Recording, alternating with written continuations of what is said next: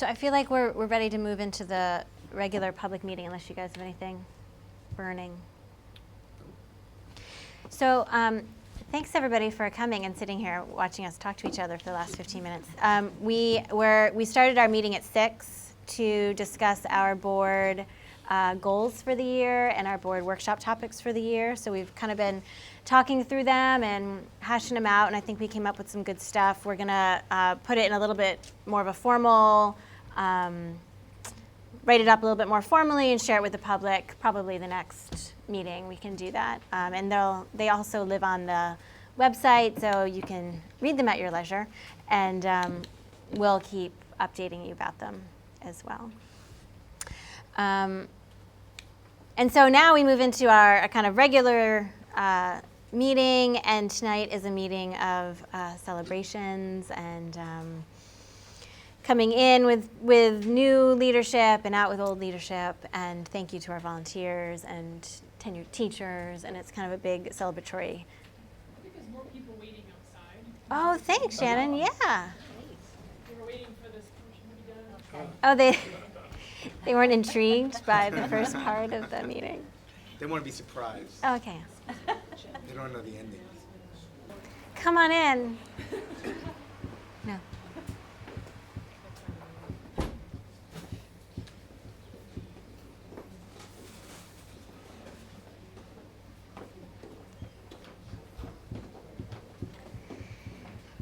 Thanks for coming, everybody. Find a seat. Sorry we're starting a little bit later than planned. A lot to celebrate. Lot to celebrate. But I'm going to ask Julia Famularo, our district clerk, to just share with everybody how to get online and access board docs in the moment if they'd like to. So tonight our Wi-Fi access is, actually I think it's BOE Haldane? No, it's Haldane BOE. Haldane BOA. Haldane BOE, there is no password. You can just access the Wi-Fi that way. Board Docs is available on our website. If you go to our school website, go to the Board of Education page, pull down to Board Docs, click on that, and enter the public site, and you can follow along the agenda with us. Okay, so I'm going to turn it over to Dr. Bowers. Okay, well, before we recognize all the wonderful people in the room, for the adults in the room, I think we have to recognize one of our wonderful students in the room. So, Sure. So part of my board report tonight is to recognize an outstanding middle school student. One afternoon, late in the day, I was just sitting in my office, and I picked up the outside line, and it's Cheyenne Two Guns on the phone, and she said, Mrs. Sniffen, I'm just calling. As I was walking across the playground today, I found an envelope, and it has $80 cash in it. And I'm worried about whose it is, and I want to make sure that they get it back. And so Cheyenne came in the morning, and she gave me the money. And lo and behold, a kindergarten parent had come in very upset, very worried, very nervous about her $80, which was to be used for her students' school pictures. So she wished she had given the money or could have given the money back to Cheyenne, but she couldn't. She needed that money. So I just thought that as a community, we should recognize somebody like Cheyenne. And I think it's important not just to recognize her, but her parents, because we have an amazing little girl here, and she's growing up to be a fine young woman. So congratulations, Cheyenne. I have a little certificate for you, and your dad can appreciate it as well. So thank you, Chuck, for coming.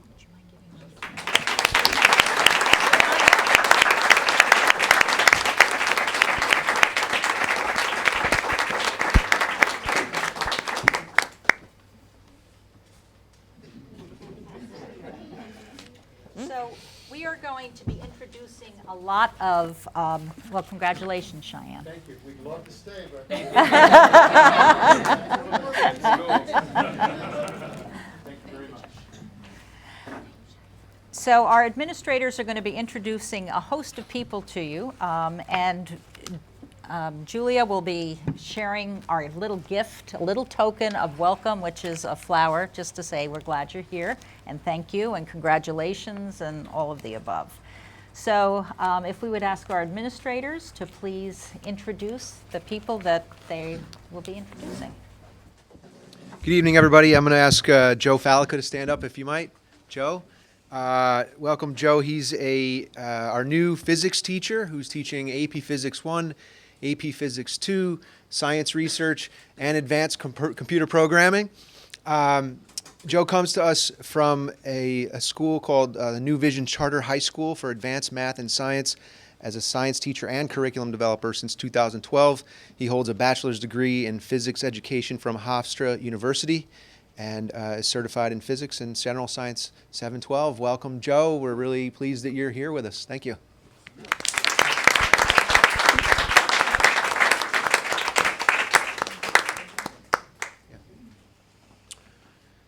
And the second new teacher that we have, if you could stand, Deputy Piazza, please.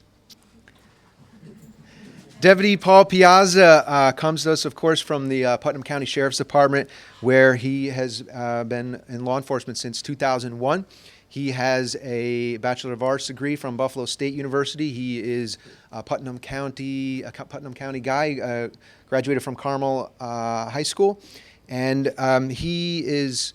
I have a lot of experience with SROs, and what I'm always telling folks is it's a very multidimensional job. There are thousands and thousands of reasons why SROs are tremendous assets to schools.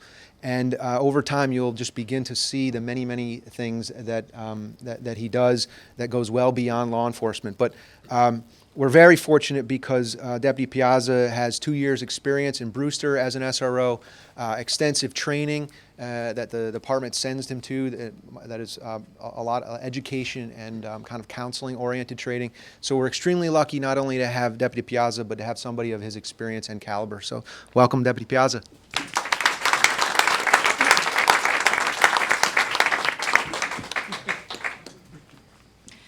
I have the pleasure of first welcoming Heidi Gesson here to Haldane. Before I do that quickly, I just want to make sure that I credit to Brent, too, in terms of a lot of the hires in the middle school. Obviously, it was a partnership throughout the summer in terms of these hires. And we're very fortunate with all of the hires here in the school district. So I just want to make sure I mention that. But Heidi comes to us. She was a teacher at Hastings Middle School. She then took some time off, 14 years, to raise her children, but at the same time, she was a tutor in Byram Hills and in the Armonk School District. She has some interesting degrees. Heidi has an advanced certificate in education from Pace University, a master's degree in Italian Renaissance art history from Syracuse University, and a bachelor's degree in history and biology from Wellesley College. She is certified to teach art, biology, chemistry, and general science. So welcome, Heidi.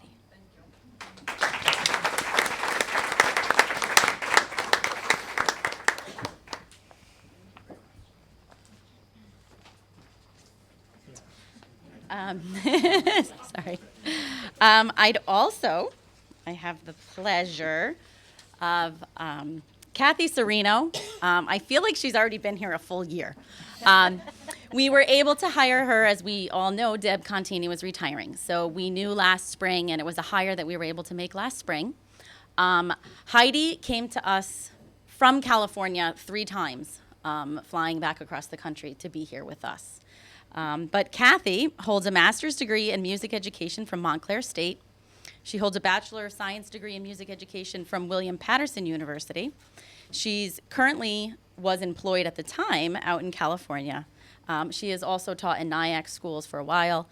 Just a quick thing I tried to say to Kathy, you don't have to have the pep band playing already 2 weeks into the school year at the high school football game. And she said, no, we're going to have the pep band, even if we only have 8 days of school, ready to play at the high school football game. So I was like, okay. And she pulled it off, and then the skies opened up, and it started downpouring on all of the instruments and the students, and they brought them all back up here. But we're grateful to have you here. It is a big job, and already you're doing an amazing job with it. So thank you, Kathy. Stand up so they can see who you are.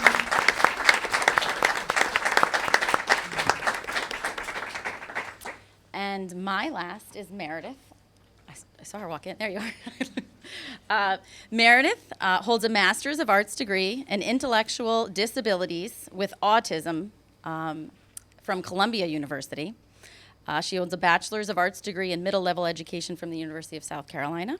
She is certified in the areas of Math, Social Studies 5-9. She's also currently teaching special education in Math and Resource Room in the middle school. So welcome, Meredith. We're great to have you. Meredith comes to us from Croton. So we all know we kind of have that connection and relationship with Croton, but we're very happy to have you. Welcome.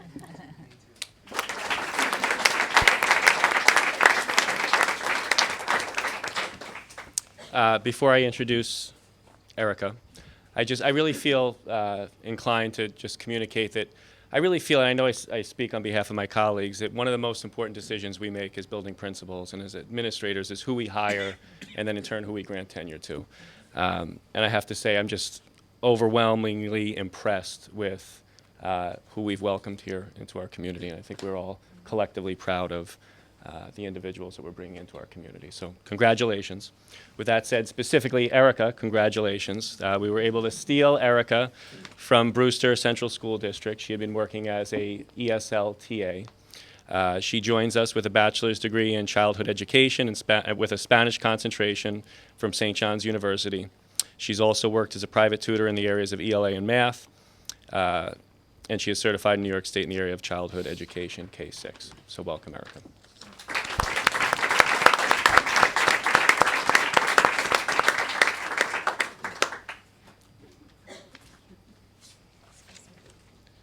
I always feel this tinge of guilt when we hire New York City teachers. We kind of, steal talent from the city, and we've certainly done so with Caitlin Modelson. Caitlin comes to us also with a pending certification in ESL from St. John's University, certification in special education from Manhattan College, and a Bachelor of Science degree from the University of Hartford. She's certified in special education, literacy, and again, her ESL is pending. She was previously employed as a co-teacher for special education grade 3 at PS 307 in the Bronx, and we are pleased to welcome her here to Haldane.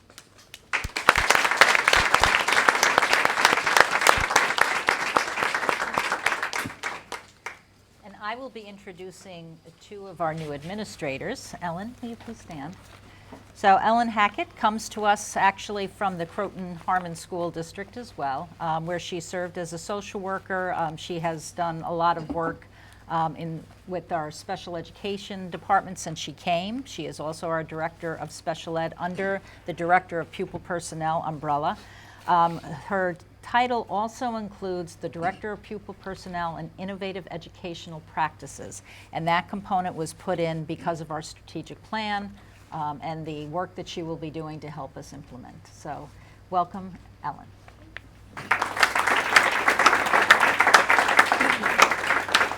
And Chris Salam. Chris is our new athletic director, and Chris has worked in the Peekskill School District for a number of years. He did his administrative internship recently and came to us in the latter part of the summer.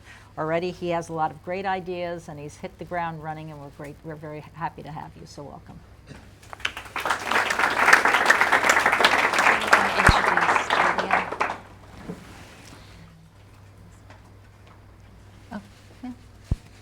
And Julia, would you please stand?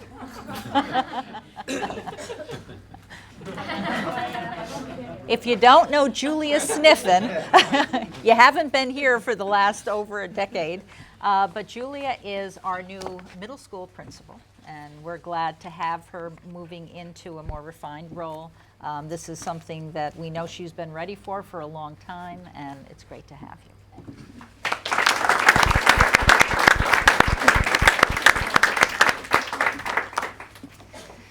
So now we're moving on to celebrate the teachers that have been with us and who are now tenured. And the conferral of tenure actually happened the first day of this year, but the decision for tenure happened last year. So I would ask our principals to come back up.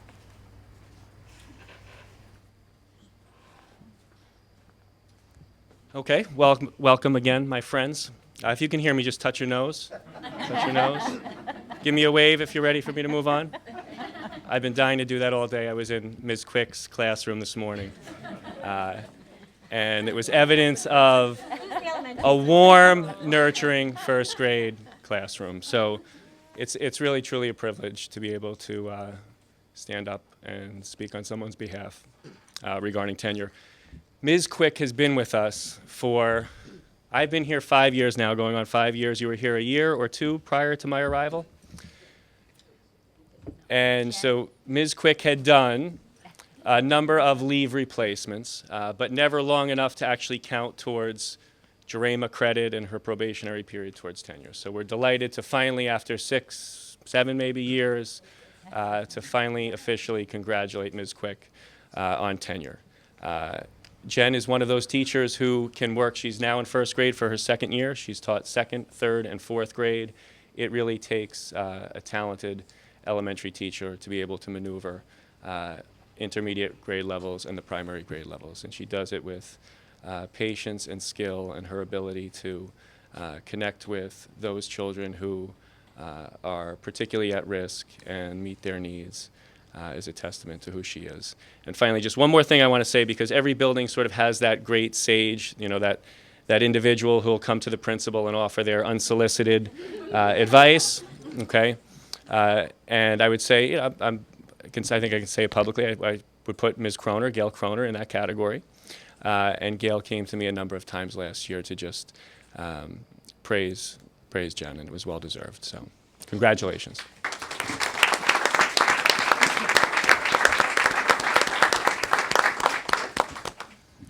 Ms. Cornacchio, our choir and general music teacher. We were able to hire Ms. Cornacchio from just out of Kansas State, right? Securing your graduate degree, and we know that it also takes a really particularly talented and special individual in the role that she's in, because she works with students K-12, the little ones in general music, all the way through 6th grade in general music, and then building a successful choir in the middle school and high school. And I think, you know, certainly evidence of her abilities has been the growth of our choir program. And every year, and I think, you know, I've heard Brian say this, and I've said it on a number of occasions, every concert, the bar seems to just get higher and higher, right? And, you know, we're just blown away by what the choir is able to do, and then the next concert, it's even better. So Danielle, it's been a pleasure. Your effervescent smile, you're always in good cheer, and again, it's really a privilege to be able to congratulate you.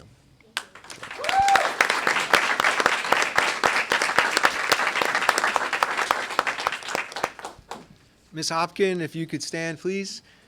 Similar to Ms. Cornacchio, it really takes a special skill and a talent to work with such a wide range of students during the course of a day. Ms. Hopkin is our 7 through 12 French teacher. I'm pleased to announce that we're adding AP French at the senior year level this year due to her fine efforts. And I'm also pleased to report that there is a very, very robust, healthy program in foreign languages across the board. It was unfortunate for Amy that, you know, we were able to grab her from Long Island as they were downsizing and eliminating their French program, and ours is healthier than ever. Our numbers are busting out from top to bottom, and as a matter of fact, this year we needed to add a 6-period assignment. We needed extra teacher resources to support this amazing foreign language program that we have. So, Amy, fantastic job. We're really just lucky to have you, and congratulations.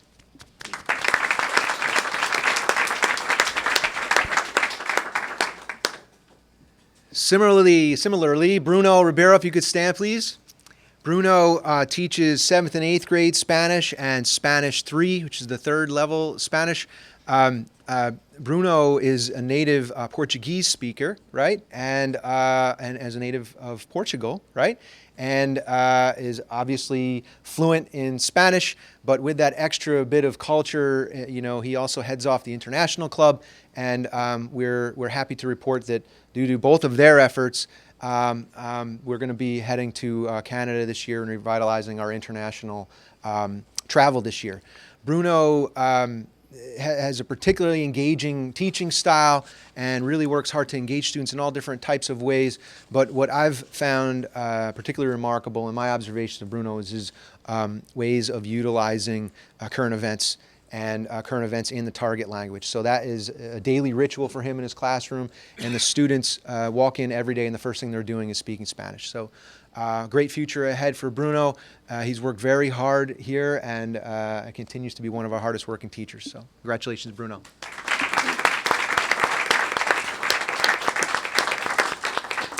I have the distinct pleasure of recognizing Danielle Pesce here, who came to us as Danielle Gabo. But Danielle has now, this is the start of her 4th year here.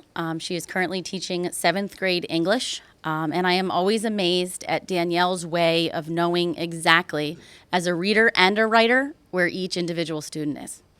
She takes the time at the beginning of every class to try to confer with the students to be sure that they're understanding their independent reading text and that they're making growth and development in those areas. I would also like to recognize her for her ability to work with community members and bring in community members, particularly the This I Believe program that we started quite a few years ago that she has continued with Kathy Curto, which is a very special project that we have here in the school. Danielle this year has also taken on the team leader position of the 7th grade with some new staff members on that grade level. It'll be nice to have her there in that position. One other quick thing, we were able to train Danielle in the leveled literacy intervention program last year. And she had a student that she was working with who was probably 3 grade levels below in terms of reading levels and has made such growth and progress that we're very proud of her work with that and very proud of the student that she's worked with to be sure that that happens. So congratulations, Danielle, and we're so happy to have you.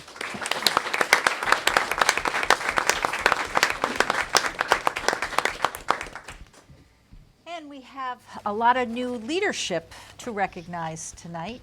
We have a number of different parent groups that go way above and beyond the call of duty and make our life here in Haldane all the more nice and positive and enriched, and all the things that you can say about creating a wonderful environment for us. So for PTA, Jalissa? Is she here?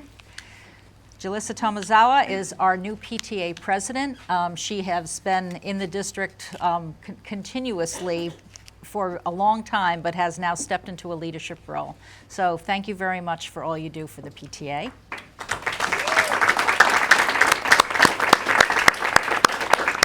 We have the Haldane School Foundation. We have both John and Shannon, so would you mind standing? So we want to thank the Haldane School Foundation for all the work that they do throughout the year. And if you have been to their events, I think they should be like activity planners, because they're wonderful, fun, well-organized events. They're classy. They bring in the money that allows the foundation to support our children, and we thank you both very much for your time.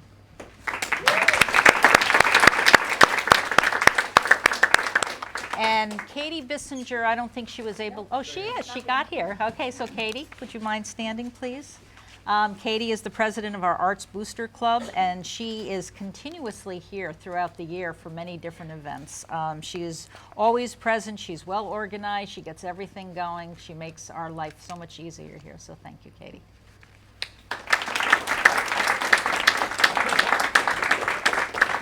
And I know our principals are just going to recognize just the names of some others that may not be here. So Julia, would you like to start? I think you recognize both the foundation members that were here. Okay, so. Oh, well, Karen Sissel is our new librarian, but she was unable to make it tonight. Karen comes to us from Middletown Public Schools. She was here all day today, meeting with many of us. It's another big role here in the district. It's K-12, library media specialist, but we're very excited to have Karen. And I think Foundation, Roman Danilov is not here, and Sissel Fluke is not here. But they are also on the executive board. And just another shout out to the foundation in terms of the so many years of support. It keeps growing and growing and growing. I think we didn't think it could get any bigger than when it even started so many years ago. But just thank you. And the PTA, the picnic was phenomenal. So thank you so mumuch for all of that as well. And we'd also like to thank Jennifer and Craig for all their work that they did with us last year. Our next event is November 6th at the Highlands Country Club. Okay. So I'm going to say that on the microphone, Shannon. November 6th at the Highlands Country Club is the next Haldane School Foundation fundraising event. It's called the Fall Ball. If you want to learn more about it or get tickets, you should go to the haldaneschoolfoundation.org, right? haldaneschoolfoundation.org. It's on a Friday night, so it's easier for teachers and faculty. Friday night. Thank you. See you there. I have the pleasure and the opportunity to acknowledge the Blue Devil Booster Club. The Blue Devil Booster Club is an extremely active organization on our campus, and even though they couldn't be here this evening, I'd love to be able to acknowledge Rob McCullum, Jim Olson, and John Stoll. So give it up for the Blue Devil Booster Club.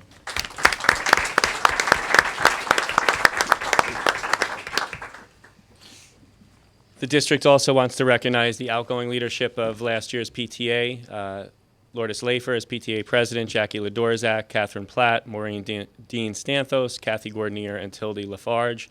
And a big warm welcome again to Jalissa as our new PTA president, and also those others serving in leadership roles, Alex Dubroff, Jessica Rosman, Johanna Reinhardt, Lourdes Lafer, Tildy Lafarge, Maureen Dean Stanthos. Thank you. And I would certainly, last but not least, I would like to recognize our Board of Education and the countless hours and many years that have been given to the district to make it a better place for kids and for learning. So we'd like to thank you all for your ongoing support. So to the board.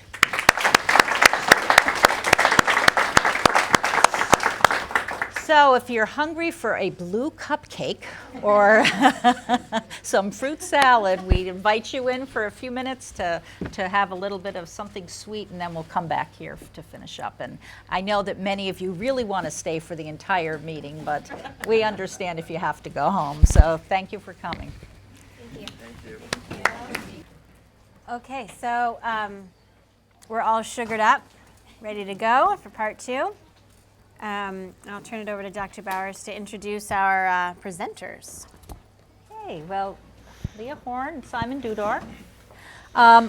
If you have been watching through the last probably 6 months, you probably have heard that both Leah and Simon were going to be starting new roles this year. And you heard a lot about it in the budget cycle because we kind of redeveloped the way in which some of our money was being spent so we could actually have these 2 positions. So Simon is working with our teachers. He's teaching part-time with specific classes, but he's also working with our teachers, K-12, to help implement and integrate our new 21st century skills, our maker spaces, our work that we're going to be doing with the New Tech Network. And he is working with students from kindergarten through 12th grade. Leah is our new Director of Technology. She is also helping to integrate and move our strategic plan forward. You've heard that a dynamic duo, I guess is a good way of calling it, will be actually creating a new website for us, Peter. So this year. So that's part of it. We're also looking at our use of technology. We're looking at how the strategic plan fits in. We're looking at creating the plan for the Smart Schools bond money. And all of this is happening while we're infusing 21st century skills and the work that we've been talking about and everything we've heard in our strategic plan. So this summer, they spent time at the Google Network symposium. What was it called? The new Google Summit. The Google Summit, to learn about how Google could be infused into our school in many different ways, some of which is already happening and already has been happening in classrooms. And they also went for a full week with the New Tech Network in Chicago and learned a lot about how the New Tech Network can help us grow as learners and as teachers and kind of integrate the philosophies that we've been talking about in our strategic plan. So tonight they're going to report about both of their journeys and probably some other things that they've actually started working on. And so Leah and Simon. Okay. First, I want to absolutely thank the administration and the board and Diana especially for giving us this opportunity to be in these positions. This obviously was not on my radar at all last year until Diana and I had spoken about it. I'm totally loving this. Weekends are like a pain right now. They get in my way. I got too much stuff to do, so I think that's a good sign. I'm loving it. I really, really am loving it. So I want to thank you guys for thinking of me and letting me step into this position. So my position, just to kind of quickly talk about it, it's the Technology Innovation Integration Specialist, and my role since I sort of started here is to try to figure out why our Wi-Fi is not working and get trained in Google, keep all the computers running and work on hardware problems and software and licensing. And it's been a lot of learning. It's been really exciting. My biggest frustration is I can't learn fast enough because there's so many things to learn, but it's been really exciting. And it's been a good start. It's been rocky, a lot of new stuff happening at the start of the year, but I think it's gone well. Everything's happening. The computers are up, and Wi-Fi we're still working on, but we'll get it together. So it's been a good start. I'll let Simon talk about his job, and then we're going to talk about New Tech Network. Yeah. All right. Sorry. Despite our height differences, we have something that's similar. So Diana did a nice job of explaining that I am working K-12 with kind of implementing some new ideas with teaching. Right away, I'm working with 3 third-grade classrooms, a 4th-grade classroom, and a meeting with the 1st-grade team next week to develop some projects and some interesting things to push in. And basically what I do is we meet as a team, and then we come up with a couple different lessons to roll out a project, and then I push in and kind of team teach with them, and then they kind of call me back as needed if they need me to introduce a different skill, or if they just want some help or another pair of hands in the room, I push back in, or they say, I got it from here, and I go on to the next thing. I also have 2 middle school classes that we get to work on some neat things, and a high school class which is kind of dubbed themselves the innovations team, and they're more of a problem-solving community team that right now is looking at to try to invent some more collaborative classroom spaces for a couple teachers, and they're working from designing it, the reasoning behind it, the history behind it, and budgeting, and then presenting that to the teachers and so forth. And then from there, they're going to look for their own problems to solve around the community and school. As for the New Tech Network, if we can start with that, because that's probably the biggest thing. So Leah and I got to go to Chicago, and honestly, we didn't know a whole lot about it other than meeting Stacia Snow over the year, and it was a really incredible experience. From the first day on, there was about 2,500 teachers and superintendents and administrators there, and we found out the first day at breakfast that everybody had a different role there. We thought we were all there for the same thing, for a conference, and it was more of a learning experience. So we went there as more of what they call the planning track, and that was basically New Tech Network's almost like a sales pitch, like this is what we are, this is what we do, and this is what we can offer. And we were absolutely blown away by everything. The first person who spoke to us was a 17-year-old who just graduated one of their schools, and when I say he spoke to us, he spoke to the 2,500 people in the room who graduated a couple weeks ago. So that was really impressive to see how comfortable he was speaking in front of that. And it was a big testament to the kind of schools that they are. And the New Tech Network is basically a nonprofit organization that helps schools transform and provide professional development and training into creating more authentic, engaging lessons, curriculum for their teachers. It's not a curriculum that they hand to us, that it's scripted. It's basically how helping teachers develop what their interests in their students are and creating authentic things. And the one thing that stuck out to me while you guys were speaking earlier with the branding and the publicity of the schools is that the students will have that covered because their projects, their work, their lessons is going to be authentic and out in the community to see. So they're going to be doing their own publicity, creating their own brand basically from what they're learning. And what's nice about it is, and what New Tech Network does, is they offer the professional development to show teachers how to implement the Common Core standards into those projects. So it's basically taking the standards and teaching it in a new, different way. And the way I like to try to explain it to the teachers here is we're not throwing out the teaching we've been doing. Everything here is great. We're a successful school. It's more of the practice that comes down to it. You can teach addition 1 or 2 ways, but instead of practicing it in a workbook for the next 2 weeks, now we're giving an authentic project or authentic learning experience to further that. Just to kind of give you some of the background, the conference, which first it was amazing to see that many people there, but New Tech Network has been around for about 15 years. They have, I believe, over 180 schools at this point. Not many schools in the East Coast, which is really exciting that Haldane's going to become the pioneers in the East Coast where people are going to start looking at us and looking at what we are doing. I'm excited about putting Haldane on the map with this so they can, we can be the leaders in this type of learning and teaching. There were people from all over the world. That was really exciting. We got to meet principals, teachers, superintendents over the course of the week from all over the U.S. and also from Australia that had very similar demographics. They purposely set us at tables and groups with demographics that were similar to us. So like our school size and, our budget constraints and all of these things. So it was exciting to be able to talk to people that are in different stages of it, people that have been in it for 15 years, people that have been in it only for 5, people who are in the same shoes that we were in and had just, sort of touched the water. So it was a lot of resources. I think that was the biggest takeaway. There were so many resources available, so many people to talk to, so many things to reach out for help. So it was exciting. And before we get into our plan, just to share a couple anecdotes that really stuck out to us, and hopefully eventually down the road, part of the plan is getting to visit some of these schools and see what the culture is like there. But just speaking to some of the principals and superintendents, one that stuck out to me was one of the original schools. They haven't had a discipline problem from a fight, a suspension, a detention in 14 years, K-12. And what that comes from is a kind of learning that is exhibited in this kind of network where it's all collaborative and, more importantly, teaches how collaboration should look.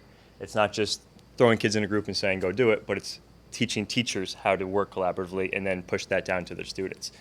The other thing, too, just talking about the branding, is actually the principal of the year in Chicago was there, and speaking to her, one of the great things that she got her student in the New Tech Network involved was having a new student every week having access to a school Twitter account, and these students were in their classrooms tweeting about what they were doing out to the world and getting, what do you call them, followers after follower after follower, seeing what was going on in the classrooms and getting the most positive things. They didn't have a single negative thing to say while in the classroom, with that really the keys to the castle, which was for a lot of principals pretty scary.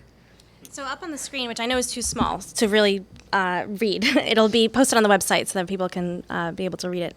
But it's basically the rollout plan. It's a 5-year plan of rolling out New Tech Network methods and supporting the teachers. And what the best part about it to me is the first year is an entire support year. It's training, it's support, it's meeting with the teachers, it's meeting with New Tech Network professionals, and it's a whole year of planning. That's the best part. A lot of these things, especially speaking as teachers, you got to do these things fast. It's always like, Common Core, whatever it is, you always had to move quickly.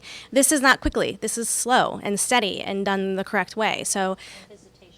And visitations, right? So that's the greatest part, which I think is the most exciting part. Our first step is to go visit New Tech Network School. There's one in Albany, so that we can see it in action. I want to meet the teachers that have been doing this for so many years, so I can, hear how they've been doing it and how they've been successful. I want to see the students, and it'll be open to some teachers, obviously, as well as some board members will be able to come and some community members. So that's going to be the exciting part, is the visit, so that we can kind of see it in action. And then, what's up here is kind of the rollout plan. The idea is that this year is the planning track year. This is basically the training year, the resource year, the 3 or 4 grade levels that we will identify. Those teachers will be chosen to be part of the planning track year. And then they will not start till the year after, to the next school year, which is, want to jump in? Yeah, and just to clarify what a planning track is. So Marley and I were at the conference. Like I said, everybody had a different role. So we were in the planning track. Next year, the people that would go, that were chosen to start this next year. So if we said grade level A was going out there, they would go on what's called, I think it was the training track. And what was really neat about that, so like you said, we're not getting thrown into it. That grade level would then go visit all these schools. They would work with Stacia Snow, our contact at the New Tech Network.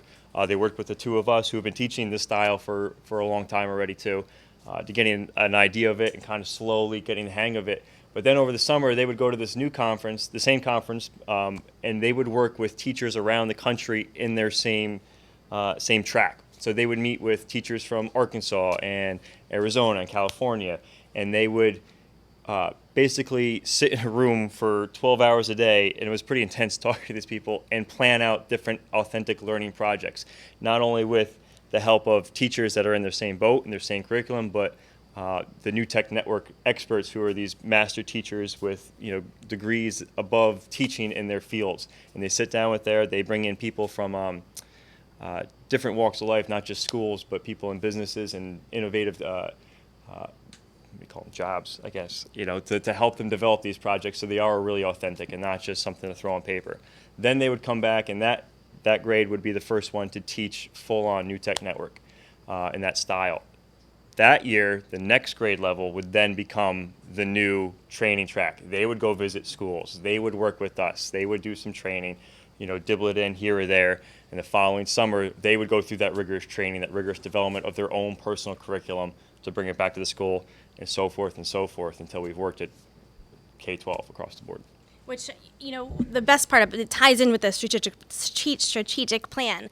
One of the first days we were there, we had to come up with school goals and school culture. What is a Haldane graduate? And it was like, this is already done for us. We already did this at Haldane this past year. So we had a tremendous amount of resources at our fingertips that we had pulled together last year with the strategic plan. So when you look at some of those goals, they align right with New Tech Network, because you can't get those soft skills and that authentic learning unless you change the teaching style. So it goes hand in hand, which was really exciting. Anything else? So the other thing I'd just like to add is, while this is happening, we are building capacity here. So originally, the New Tech Network is here, and they're training, and we're visiting. And as that's happening, we build capacity. And it's ultimately within the 5-year period, they release us. They release the locus of control, the responsibility, and we create the trainers within. Train the trainer. Correct. And so right now, this is their role at this point, and these are the coaches that are going to help move the process along. And so it's a finite period of time you actually work with this group, but by the time the cycle has finished, you're ready to move on. And I mean, there still would be a connection, but it's not this concentrated type of training. And as you see through the years, it gets smaller and smaller, and that's kind of as it's releasing and it's going through the process. That was actually a question I had. So this schedule is created by the New Tech Network. With us. We did it Group. together. We kind of did sit it down this together, but whatever works with us. They don't just tell us what to do. They sit with us see. and say, what would be the best plan. Gotcha. And- Each schedule is unique to the school district that they're working with. Okay. Simon and Leah came to when we had the administrative retreat. So they came with Stacia for a day, and we talked through the entire process during the planning. What are we looking at this year?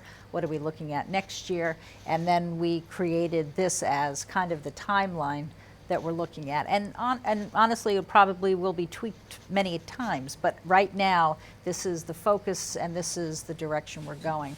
I'd also like to say that the teachers that are already starting in authentic kind of learning experiences will continue. And there will be continuation of the training that we did within to give our teachers just kind of an overall understanding and picture of what PBL is, or instead of calling it PBL, we'd really like to talk about it as authentic learning experiences for our kids. And the more authentic it can be, the more choice they have, the more invested that they are, the more they're going to learn. And so this is all happening, and we have multiple layers happening at the same time. Any other questions?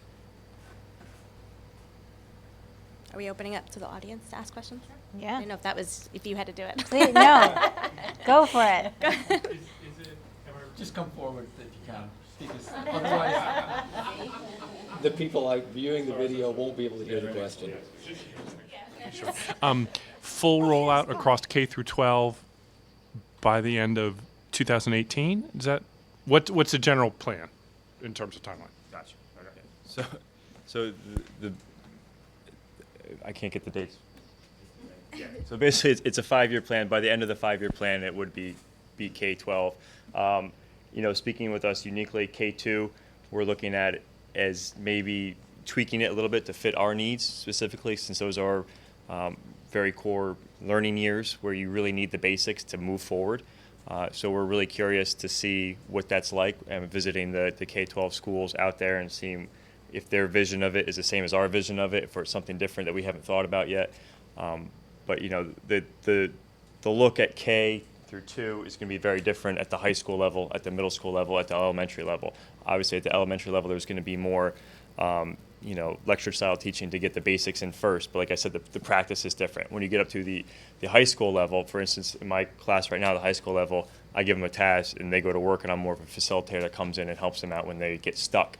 Or when I was doing it in 3rd and 4th grade, for instance, I'm giving them the lessons, the skills that they need to, and then we're developing from there, and they're using the skills that they learned in a more traditional setting to then create an authentic product going forward. So that's why the K2 is more towards the bottom of it. Can you talk a little bit about what the 2 middle school and the high school classes are? My class? That you're teaching, yeah. Oh, okay. So I don't know, I don't know what they are. So, I think the title that they have is to Discover, Create, Innovate. So, so basically, we're kind of looking to use them as an example for something like this. And we integrate a lot of technology, but it's not only around technology, but it's using technology in the right way to promote a bigger idea. So right now, the middle school kids are working with the Little Bits, and they're creating their own inventions. So they're going to then develop commercials to try to sell to them. Anything from they created, and they're, if we don't know what they are, they're motorized circuits, and so they're putting those together. So they're creating their own electrical and motorized gadgets that they're going to then try to pitch to the community type thing. And then the high school one is taking it up a little higher level, and they're going to be working to solve real-world problems in the community and in the school. And that was the space issue you were talking about, did I catch that the high school students were working to address space issues? Like it was a practical. Not real-world necessarily problem, space not issues, space. but redesigning the spaces that we have. That's what I meant, yeah. Right. They're, So- they're not so building the- us a new school, come A on. right, no. A classroom for the New Tech Network would look very different in a PBL setting, would look very different than a traditional classroom. And they're kind of addressing those needs, and it's very interesting listening to them talk anyway, saying, a lot of times we're asked to talk to a partner or work in something, and we have to do this, and it's very unnatural. And they're talking about redesigning those spaces and looking at industry leaders in innovations like Google. Why are these offices looking, even down, visiting like Dave McCarthy's office down the road, why does that have a ping pong table in the middle of it? Like, it's redesigning to look like the rest of the world looks like, instead of the factory setting classrooms that were designed in the Industrial Revolution to push out factory workers. So changing that idea, which will then in turn change the way our students think.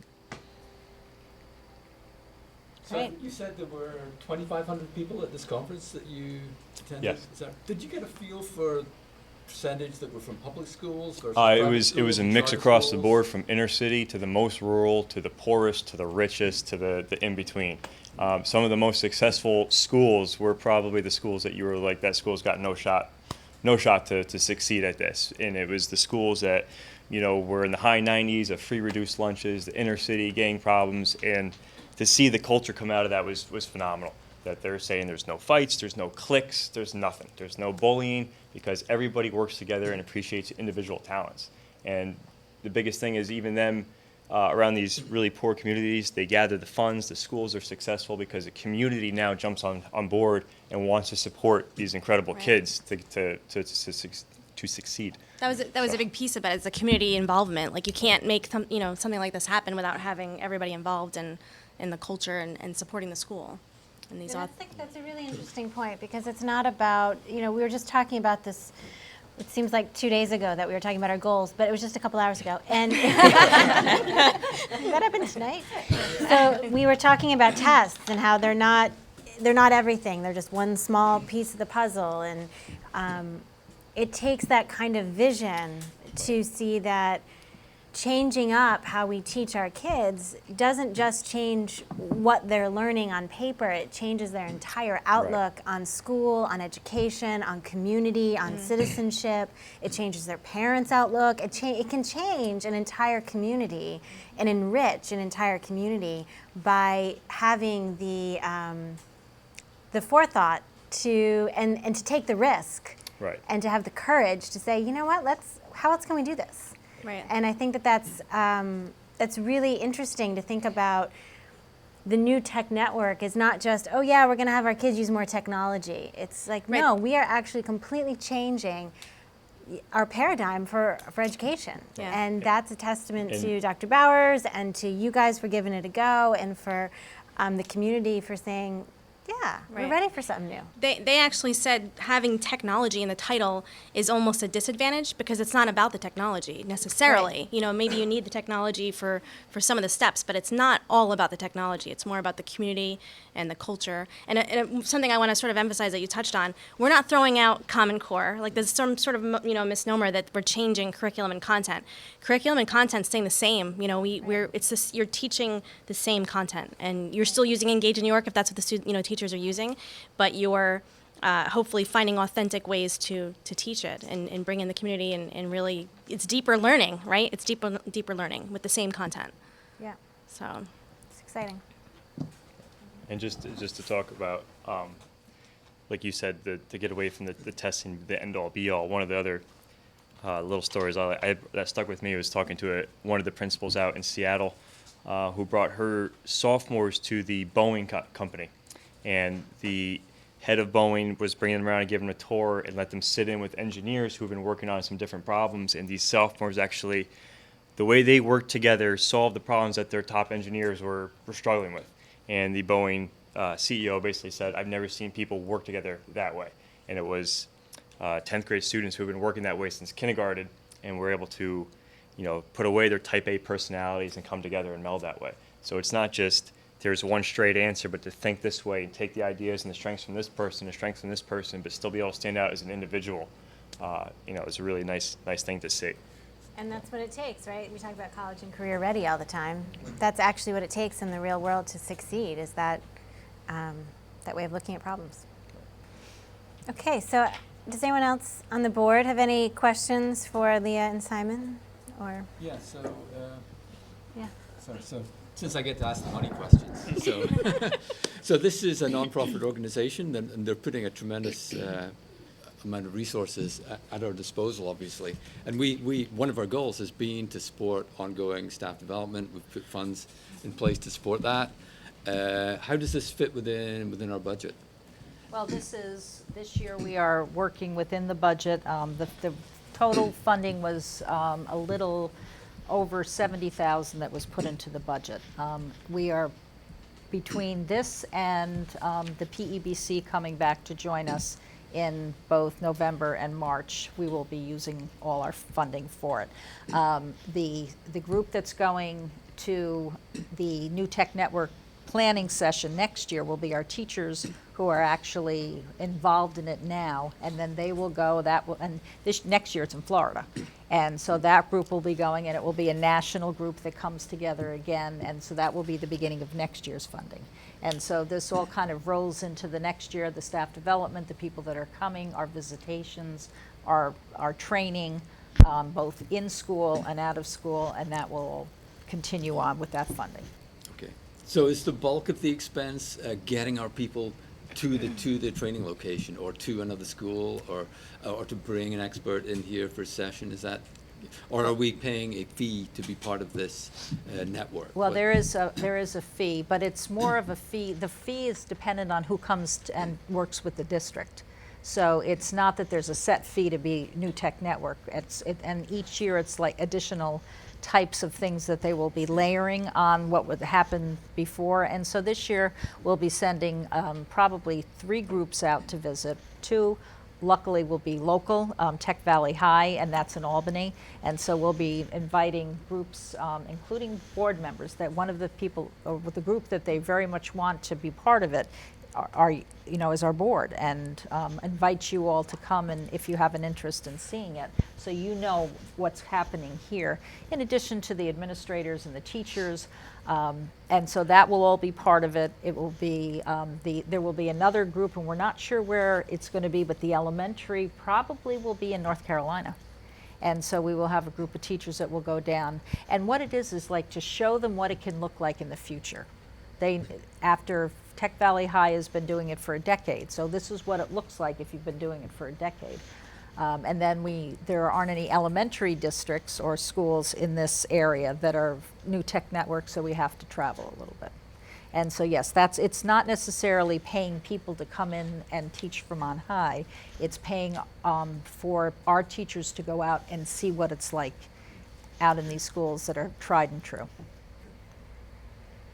Do you want to talk a little bit about the website that they have, or the group, what is it that's? Echo. Echo, yep. Yeah, one of the amazing resources that we'll have at our fingertips is a system called Echo, which is kind of, it's a place for the teachers to put their assignments and resources. So it's kind of a teaching platform. But on top of that it's a place for all these resources. It's resources for administration as far as scheduling. It's unbelievable how much stuff we spent the week, combing through there. I was trying to pull it off and save it so I can look at it. But Branding resource. there's a branding resource, there's social media, there's a tremendous amount of resources that think about it, they've been doing it for 15 years. 15 years they've been putting schools through this and helping schools get there.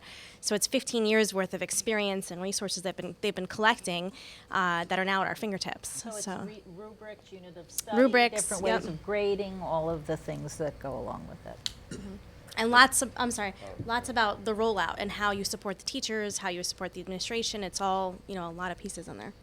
And one of the, just that you mentioned, the grading, the way grading looks is going to be one of the biggest adjustments because it's not just here's your test, here's your grade, but it's more of a revision process. This is where you are at this moment. This is how you can be, better. This is a skill that you're lacking in. This is the academic skill that you're lacking in. This is a soft skill that you're lacking in. These are the things you're succeeding in.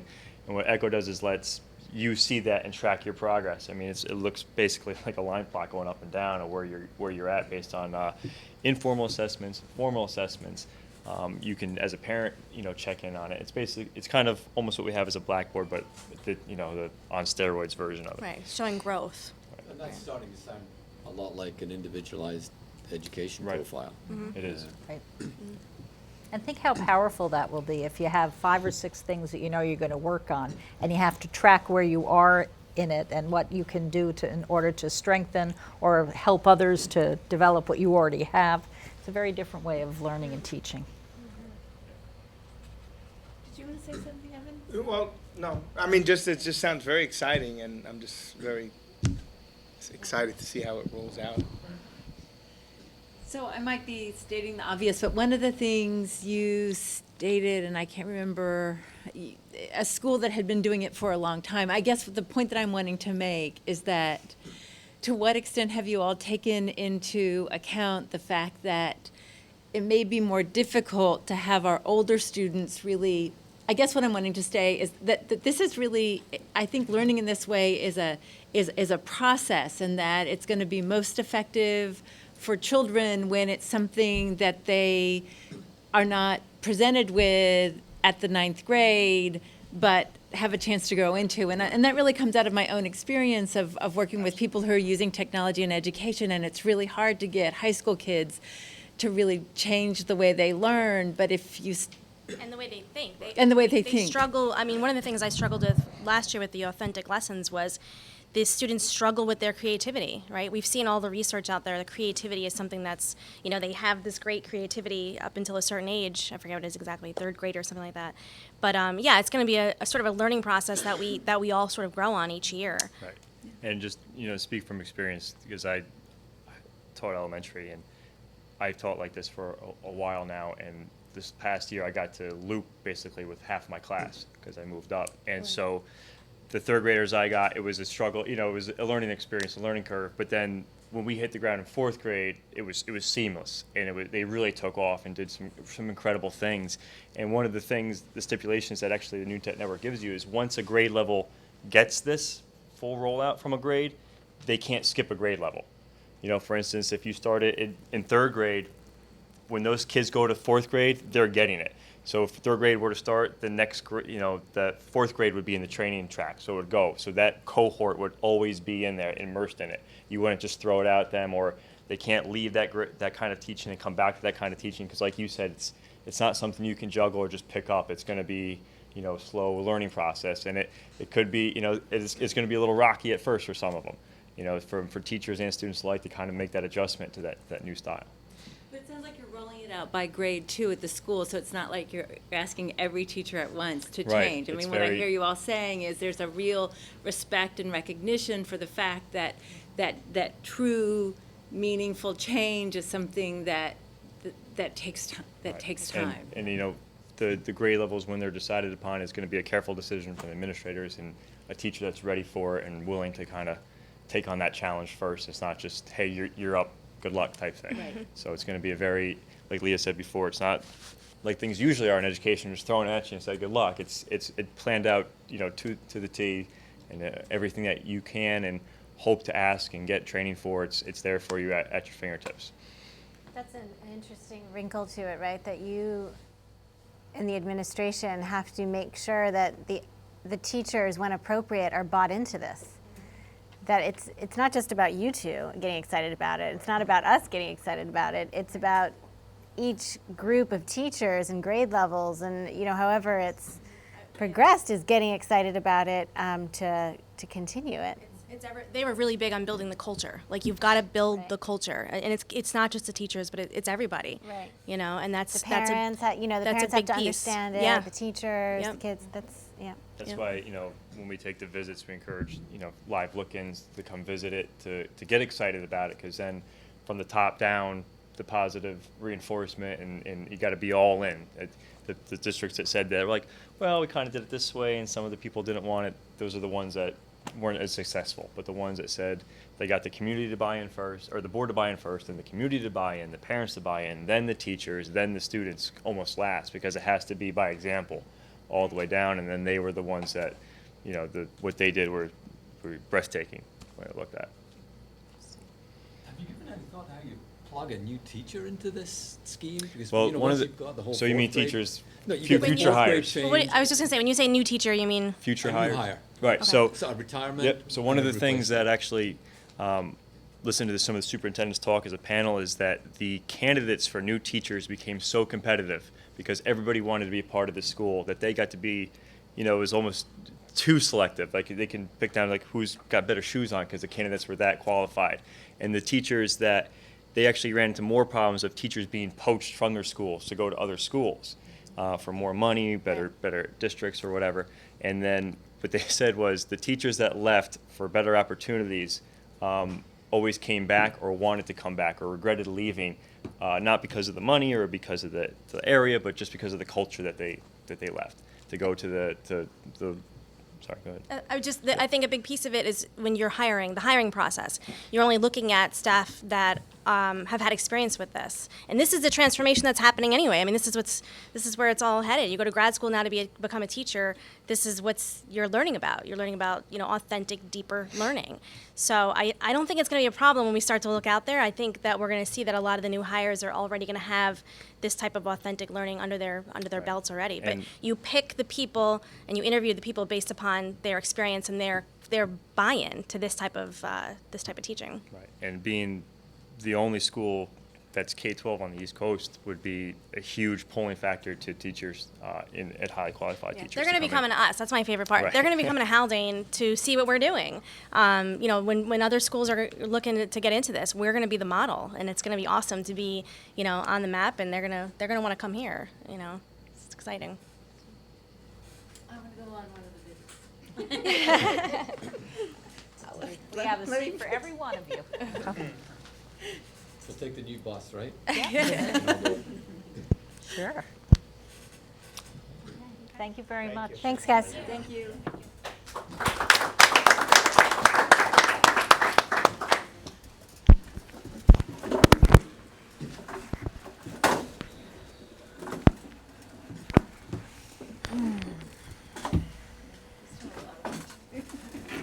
Are we really only on letter D? No. Okay. Thank you to Simon and Leanna. You're good there? Okay. Okay, good. So we're going to move into the superintendent's report. We're just continuing on here with our agenda. A part of me, how long is our, should we do the information reports first? Do you guys wanna? Let's Let's let do them the go. information reports first, so you guys Yeah. can go. Our student representatives are not happening tonight. We were talking about it earlier, this idea of engaging them in maybe a slightly more authentic way and getting them to be a little bit more specific with topics. And so we're kind of working on that. So there's not student representatives tonight. We're going to move forward with the principal's reports. Okay, just a quick thank you and two acknowledgements. One, thank you to the PTA, again, annual, traditional, picnic that they hold each year. Friday was another fabulous opportunity for new families and families who've been in the district to connect on a Friday afternoon. So big thanks to the PTA and Jalissa Tomazawa for organizing that event. And I want to mention 2 5th grade students, Gael Freza and Neve Fortuna, both recipients and winners of the River of Words Poetry Contest through the Hudson Highlands Land Trust. And their poetry is going to be on display in Cornwall from 4 to 6 on Sunday at the Arts Center there. Thank you. I did already mention Cheyenne, which was part of my report. Just piggybacking on that, the River of Words, Joya McKelvey was a middle school student who will be participating on Sunday. Congratulations also goes out to Owen Carmesino, Danny McElroy, Luke Perella, Patrick Reinhart, Andrew Selhavy. These middle school students participated in the countywide Battle of the Books this past weekend at George Fisher Middle School. And just a quick our middle school opening assembly this year, we put a focus on we're better when we work together, was kind of the theme of the kickoff assembly. And we were listening to a little Jack Johnson, Better Together. And I think the teachers really picked up on it and the kids picked up on it. And so we're going to continue with that theme. It kind of ties into what Leah and Simon were talking about. But our spin is we're better when we work together. Hi again, everybody. We had a very, very positive and smooth opening to school. A lot of really bright, cheery faces, eager, ready to go, diving in. A lot of whispering about the changing pedagogy that's about to happen and has been happening over the last couple of years. So a lot of students really eager to leave their mark on Haldane on an individual way as opposed to just going through school passively. We are just about, now that they're settling into their classes, we're about to embark on our series of class kind of bonding outdoor education trips. There'll be 3, 9th, 10th, and 11th grade to the Taconic Outdoor Education Center. And then we're continuing on with the tradition that we established a few years ago of the senior kayaking and hiking. So we're excited about those coming up. The last thing I want to highlight is that on October 7th, we're going to be hosting the filmmakers of a documentary film named Chasing It. It's an award-winning film about heroin use.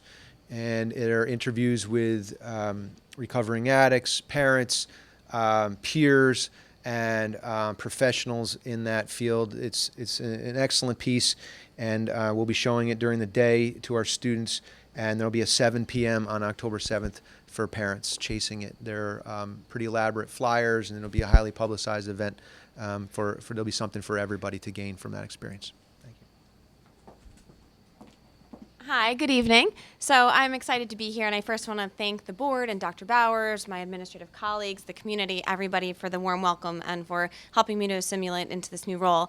With that, I've definitely hit the ground running and have a lot of things crossing my desk, and I think my feet are definitely wet, and I'm very excited to be part of all of this new innovative change happening here at Haldane.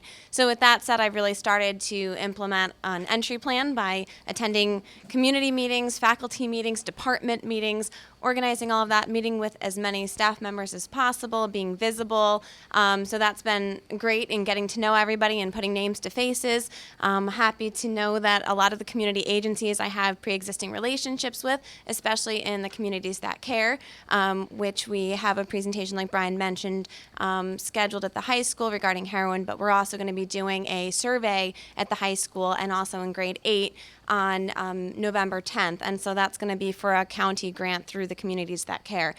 So that's for funding in the county, so that's going to be happening. In addition to that, I'm also excited to report we just hired 2 new staff members, or we're hoping to appoint one tonight. Mercedes Burke is coming to us with many years of experience, and she's going to be a .7 as an occupational therapist, and I want to thank Brent for sitting in on the interview and helping us with the hiring process. And also we have Dawn Cruz coming to us from BOCES as a contracted physical therapist who's going to be with us for 1.5 days per week. So we're glad that we have all of our staff in place to kick off the new school year. And with that, also we're going to be, the PPS department is going to be hosting coffees with parents and community members, and the first one is going to be on October 14th, so I'm looking to get a letter out to parents and community members inviting them to meet me as the new PPS director and kind of start those conversations as far as philosophy and special ed, and possibly continue those coffees throughout the year as well to really encourage that open dialogue throughout the year. So that'll be on October 14th. We're going to host one in the morning at 9 a.m. and also at 6 p.m. as well. So we can hopefully catch both groups of parents and make it accessible for everybody. So thank you.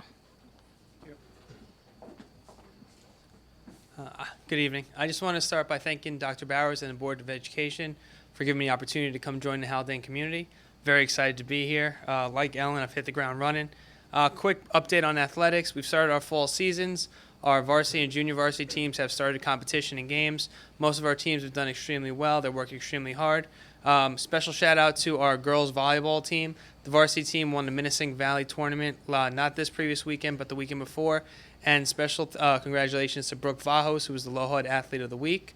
Also started the Student Athletic Council today, where I'm going to have students have a greater impact and have more say on the athletic program. So getting their authentic experience and having them have some input so that we can enhance our athletic program. Once again, happy to be here and thank you for the opportunity.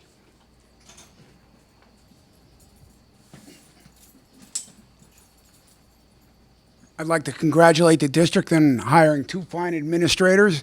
They've both been great to work with. Ellen's already sat down and talked to me a little bit about transportation, some of the students we're dealing with. And she gave me a couple of recommendations on like handrails in the right spots. Thank you. Chris, we've gotten together and we've met some of the village trustees regarding some of the fields like Basil Field and Mayor's Park. Very easy to work with.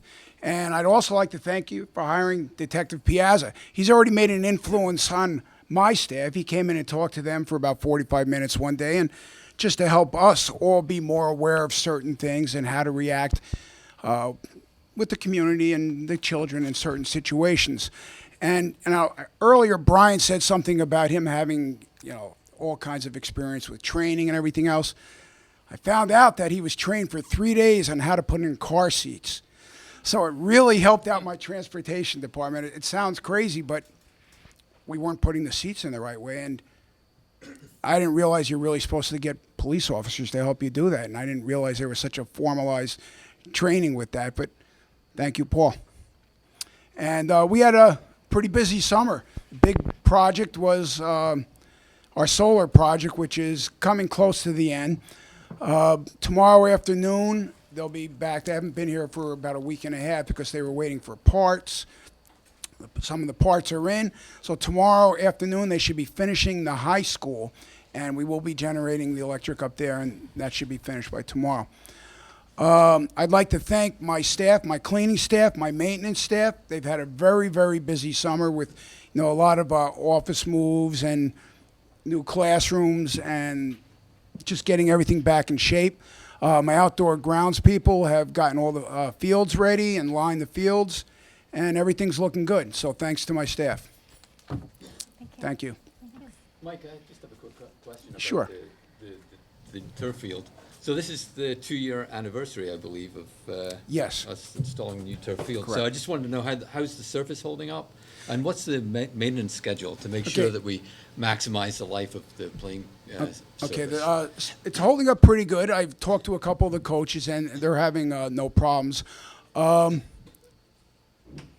I talked to Ann just last week. We're going to get a groomer. What we've been doing, we've had it groomed, I think it was like at least 3 times. I'd have to call Tom and ask him how many other times that he remembered that I wasn't here that it was done. And in between, we have a sweeper that does redistribute some of what they call the infill. The infill is the little rubber balls that are in there. And a couple of times, Tony Strunconi walks that field weekly. He's down there a lot, and Gary's down there occasionally. A couple times you had to take a little bucket of, we keep infill up behind the pine trees up here. It's in a couple of bales. And so we had to throw it on there, and then you just rake it out with the sweeper. So between those groomings, we've swept, and it doesn't quite do as good as if you had a groomer. A groomer has what we call the tines on it, and that really gets down deep. So I do have a pricing on the groomers, and I asked Ann just last week, as a matter of fact, is there still money from the from the field?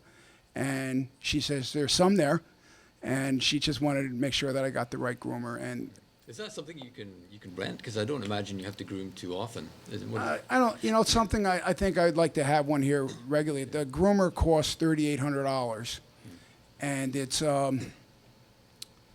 realistically to groom with the tines. You should be doing it every 6 to 8 weeks.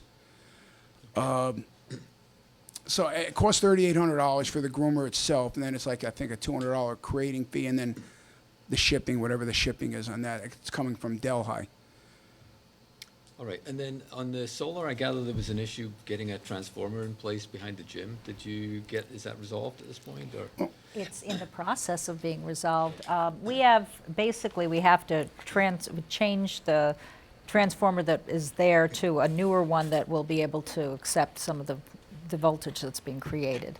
And we have two options. One is to wait until the garden that we have at the side of the building, wait until the growing season has ended, and then allowing Central Hudson to bring in a truck over the gardens.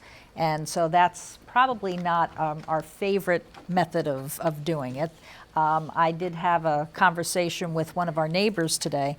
Another option is to have the truck come down a driveway, actually go through a fence that they have and some trees that they have, and then be able to do it that way. So right now, our neighbor is considering it, and we will see what she wanted to speak to her husband. You know, if they do allow us to do that, we would then replace their fence and the foliage that's destroyed, unfortunately, as we go into it. And so if not, we'll have to figure out how to keep our garden as safe as we can and try to, after the growing season, go in. The negative of that is that we're going to probably have to wait a little bit longer than we would have if we were to use the neighbor's property in order to start using the solar power that comes in it. So it's to be continued. We've had the conversations, we'll have to see how that plays out.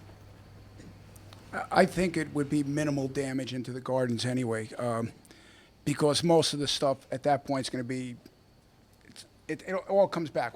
It's all perennials, most of the stuff. We'll just put tarps down. We'll just have to remove some of the rocks with the Kubota. That won't be a problem. So I just think it's very minimal.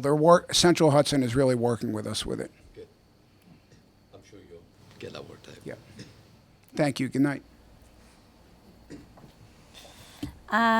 Okay, do the administrators want to skedaddle?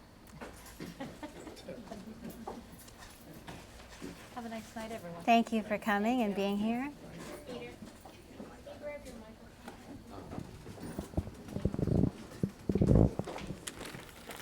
Okay, we're going into our superintendent's report. I'm glad to have Please an stay. audience. Well, we have a number of things to report on that are kind of a continuation of what we've talked about before. We are continuing to discuss the potential of the land sale for the land that is over behind on Cedar Street, behind the district office and that area back there. We do have some buyers that are very interested. We met with them. They looked at the land itself and agreed to kind of modify the way in which the land sale would occur. We would still retain ownership of the pond, and they have agreed to that. And they would like to have the ability to use the pond, and so that would probably be written into just as the rest of the community uses the pond, and that would be written into the agreement. We are looking at modifying the way in which the survey has been created, and that will include then 2 areas or 2 different building lots that they will build on, and then the third would be the pond itself that will be retained by our district. And the access to the pond. along Cedar Street itself. Correct, Yeah. and the potential for parking there as well. So we spent a lot of time just kind of poring over the pictures and the survey that we had. And so it looks like that we are very close to, the lawyers are now talking and we're moving ahead. And And that the lines being drawn would actually be even clearer, so that currently the lot, like lot 3, there's a little bit of overlay of the pond into the other lots. Right. Right? And it would just make it even clearer so that there would be no overlay. So Right. it would be, The entirety the of entire James pond Yeah. would be in our lot. And some of the land that was originally in the third lot will then go to the ownership because we don't need it. It was just that the way the lines were written, and so they're just kind of moved the lines in different places, and so it looks like it's moving forward. Sounds good. Okay, so the second, fund balance. We talked about the recommendations that Ann made for the fund balance that we have and the different reserves and the smoothing option. I know that we've talked about it. Ann has reminded you of the recommended areas. We have to see if you're ready to give us the conceptual nod to move the money into those areas, and so it's up for discussion. I feel like I'm ready to give it the conceptual nod. I think that it makes a lot of sense. I don't have the exact numbers in front of me. Do you have them for the public to remind them? Does anyone have them? But the paying off of the TRS smoothing option sounds fantastic. So the $725,000 would be divided up with $482,000 or $483 for the TRS smoothing option, and we would pay that off, so we would no longer have to consider that. We would be looking at $135,000 of it going into the funded retirement contribution reserve, and then the fund repair reserve would be $100,000, and that's the recommended areas.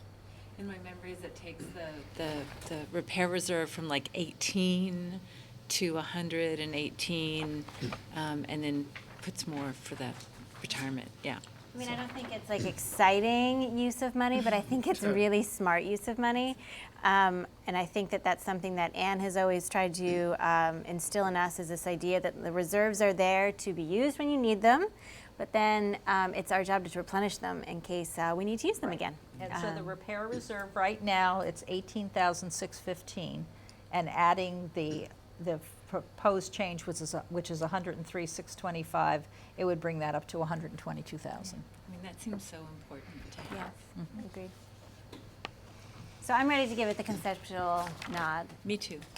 Yeah, and I spoke last week, and I'm already anticipating how we're probably going to be tapping those reserves. You know, when you look at the budget situation for next year, I think it's quite possible that we may be tapping the retirement reserve to help put next year's budget together. If we've got this facilities plan in place, and we're getting the report on the current status of all our facilities, it's hard to imagine that there aren't going to be some places where we're going to have to invest some money in repairing our facilities. So having that money in our repair reserve sounds like a really smart thing to do. Yeah, the money might not stay there very long, but it's good that we have it. It's good that we have it. It's good that we have it. Good. And that doesn't require a vote by the board. It's all done without a vote. We voted at our July meeting to transfer excess funds into reserves. We just didn't have to specify, have to specify. exactly where. We just gave our nod to make that move. Thank you. Great, thank you. And you're good? Yeah. Good. Okay, so thank you. The community leaders group, once again, we'd like to remind the community that we're beginning a group this year that will be of interested citizens that come together, and we can give updates as to some of the challenges and some of the positive things that we're dealing with as a district, and keep people in the know. There are a number of people who have already touched base with us that have an interest in it. We are also reaching out, and we are going to open it up to any community members that would like to be part of this. And we anticipate that we will have, once every 2 or 3 months, we will have a meeting, definitely have more meetings during budget time as we start rolling out the information in the budget and a little bit more information related to what the state is proposing and the runs and all of the things that become very important during budget time. So if you do have an interest, please let us know. We will add you to the list. It's not required that you're at every meeting, but we'll let you know. We'll send you the minutes. If you can come, fine. If you can't, you'll get the information in a different way. So. And Diana, you did mention to me that you'd be scheduling some of the meetings in the evening so Yeah. that people who work during the day would have an opportunity to participate as well. I think all of the meetings will be, probably 6-ish, so people on the way home, they can stop in, they can learn a little bit, and then they can go home and put their children to bed. So we don't want it to impact the family life. So. I think that's a good time to have it, because it does make it available to lots of different kinds of parents. I think it's a great idea. The strategic plan, most of those meetings are in the evening. All They of them? were. They were all from Right. 6 to They were 8. all in of the them. evening. Yeah. So, and that seemed to work. Yeah. So please, if you have an interest, let us know. We also want to remind you that our next board meeting is Tuesday, October 6th at 7 o'clock, right here in the music room. Right here. Good. Any questions about any of those? I know we've been discussing a lot of those issues ongoing for quite a few meetings. Any communication from the public? Did you want to come up to the microphone and say anything? No. Okay. All right, we're going into our consent agenda minutes. May I have a motion, please? Motion. Second. Any discussion? These are the minutes of the Board of Education meeting held on September 1st. All those in favor? Aye. Aye. Consent agenda financial. May I have a motion? Motion. Second. These are the approval of budget transfers for June that we just didn't get around to. Accidentally left them off the agenda, didn't approve them, but now we're approving them. Any discussion? All those in favor? Aye. Aye. Consent agenda personnel. May I have a motion, please? Motion. I'll second. Great. And I just want to mention in our discussion here that the board received an email. There's an additional item that is not on the agenda for the public to see. It is the request for a per diem substitute teacher to be approved. We're kind of pushing it through because it turns out 2 of our regular per diem substitutes got jobs and they're not very available. So we're sneaking this person into this agenda as of like ASAP, so that we can get this person approved and available. It's, let's see, her name, Anne-Marie Howard. Yeah, that was the You got, I think, did everyone get a chance to look at that? Yes. Okay. Yeah, it comes with a recommendation Yes, from Julia. and Julia recommended it, absolutely. Any discussion? All those in favor? Aye. Aye. I think, I dare say, I think that might be all that's on our agenda for the evening. I do have one thing that I would like to share with the public, that just, it's kind of an FYI. I did get a call tonight from Albany saying that there would be a siren test tomorrow for Indian Point at 6 p.m. and it's an unusual time. They usually do it at 10 o'clock in the morning. So if you hear the sirens going off at 6 p.m., it is a test, and it's being coordinated through Putnam County. What's tomorrow? Today is the, what is it? The 16th? September 16th tomorrow. Okay, does anybody have anything further? What a great night. Lots of amazing people that we're surrounded with here that help make Haldane a special place. So we are thankful for all of them. Very exciting information From the New Tech Network, yeah. Okay, may I have a motion to adjourn, please? Motion. Second. All those in favor? Aye. Aye. Very good.